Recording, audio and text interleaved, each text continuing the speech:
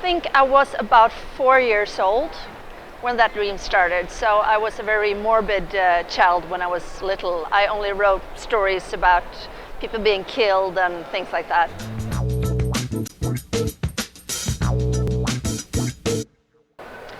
When I was little, I dreamt of becoming a writer, and growing up I dreamt of becoming a writer. It was my rock star dream, but it wasn't something that I actually thought I really could do.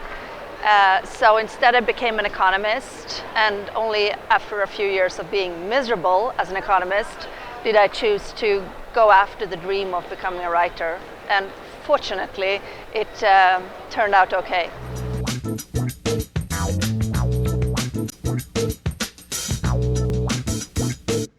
Well, when I started writing my books, I actually just first thought of Erica. I wanted a female heroine and someone who was curious and could go around asking questions, so an author was a good thing. But then I realized when I started writing that I needed a police element, and I thought, how am I going to introduce a police element? And Erica, she was cute, 35 and single, so the natural way was, of course, through a romantic interest. Hence Patrick, and to me they are not two separate characters, it's the couple that is the main character to me.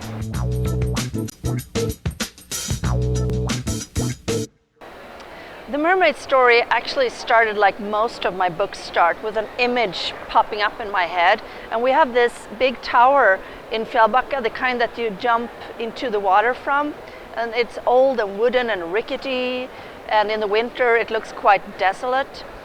So I just got this image of a man swinging from a noose from the top of the tower, and that's how the whole idea to the story came to me.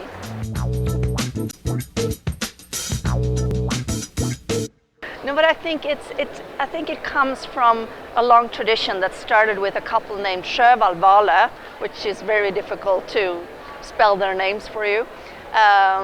But they started in the early 80s, I think it was, and wrote detective stories that were really good, and that set a very high standard, so a lot of people I wanted to follow in their footsteps, and hence I think we've got all these great crime writers. Or it's the long cold winters, I don't know.